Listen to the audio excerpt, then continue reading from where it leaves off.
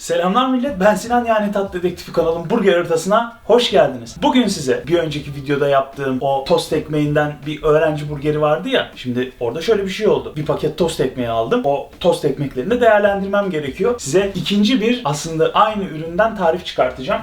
O da ne? Tost ekmeğimi bu sefer tavukla bir sandviç yapacağım. Hatırlıyorsunuz, köşeye bırakıyorum onu. Dana bonfileden bir katsu sando tarifi yapmıştım. Wagyu Mafya'nın yaptığı gibi. O tarifin bu sefer tavukla olan böyle versiyonunu gibi bir şey yapacağım. Onu da böyle ufak bir tatlı salatayla tatlandırmayı planlıyorum. Malzemelerimi sayayım, ne olduğunu da göstermiş olurum. Mısır nişastası var ve normal beyaz unum var.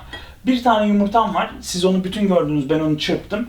Ve panko, Japon ekmek kırıntısı var. Kullandığım salata malzemelerim Tat'ın mayonezi, ketçabı ve lahana turşusu. Lahana turşusunu da ince ince doğradım. Bu tarifte tost ekmeği kullanacağımı söylemiştim. Katsusando tarifinde kendim aslında bir tost ekmeği yapmıştım ve onu kullanmıştım. Ama bir önceki videoda o 10 TL'nin altına yaptığım burgerde burger ekmeği olarak tost ekmeği tercih ettiğim için o bir paket tost ekmeğini aslında ziyan etmek istemedim. Ben de o yüzden bu tarifi tekrardan bir düşündüm ve uygulayayım dedim. Tost ekmeğimi de tekrar tereyağıyla tatlandıracağım. Malzemelerle ilgili tüm detayları açıklamalarda aşağıda yer alıyor. Bunu unutmayın. Bir de burada kızaran yağım var. Yaklaşık 175-180 derecede diyebilirim. Aslında işlem çok basit. Hemen bir taraftan yaparak başlayayım. Lahana turşum var. Dediğim gibi ince ince doğradım onu. Ketçap ve mayonezimi lahana turşumla birleştirip yalancı coleslaw gibi bir şey yapacağım. Yani en azından planladığım o.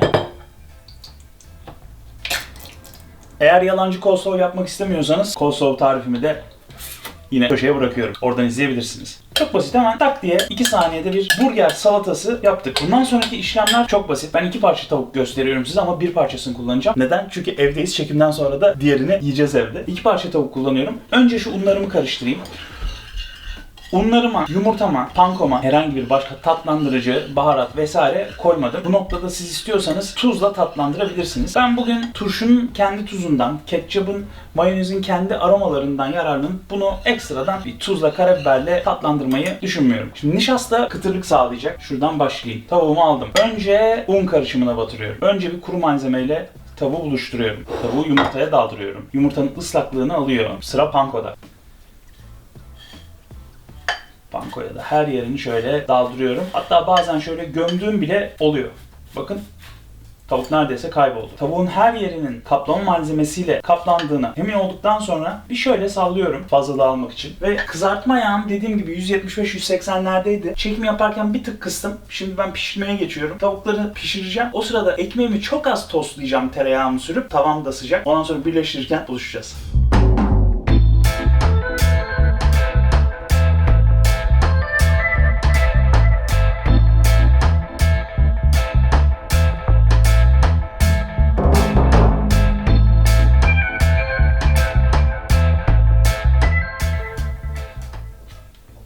Ekmeklerim de tostlandı. Geçen sefer de böyle koymuştum hatırlarsanız. Azıcık nefes alsın diye ekmeklerin böyle durmasını istiyorum. Sonra buradan sonrası çok basit. Ekmeğe her iki tarafına birden turşu slow salatanızdan azıcık koyun. Sadece çok sulu olmamasına dikkat edin. Ekmeği kızarttık ama yine de sululuk sonradan sizi rahatsız edecektir. Güzelce yaydım. Tavuğumu alıyorum. Uygun gördüğüm yerine bırakıyorum. Ekmeğimi kapatıyorum. İstiyorsanız bu haliyle yiyebilirsiniz. Ama geçen sefer bunu kenarlarından kesmiştim. Şimdi kenarlarını kesmeyeceğim ama bir taraftan da nasıl bir şey olduğunu böyle ortasında görmenizi istiyorum. O yüzden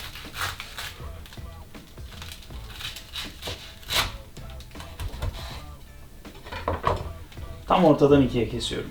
Bence harika oldular. Hadi şunun bir tadına bakayım artık.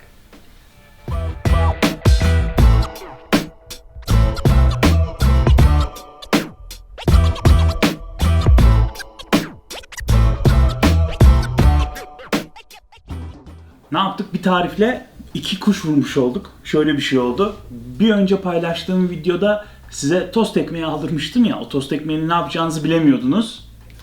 Çok güzel bir tavuk sando hazırlamış olduk. Ben de bayağıdır tavuklu bir şeyler yapmak istiyordum. Özlemişim. Hadi şunun tadına bakayım. Bu arada izlemeyenler varsa İstanbul'da kızarmış tavuk rehberi gibi bir şey yapıyor. Onu da hani sevdiğim 2 yer var bir tanesinde hatta. Şu korona olmasaydı devamını çekecektim o rehberinde. Bir tanesi Batart, diğeri de Ak Merkez'de yer alan Vakkorama Cafe. Vakkorama'nın birazcık sanki tavuk sandosuna da benzemiyor değil. Hadi bana afiyet olsun.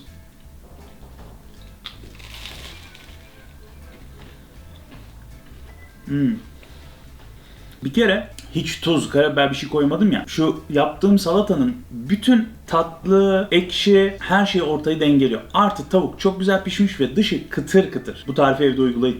İnşallah bu videoyu beğenmişsinizdir. Bir sonraki bölümde görüşürüz.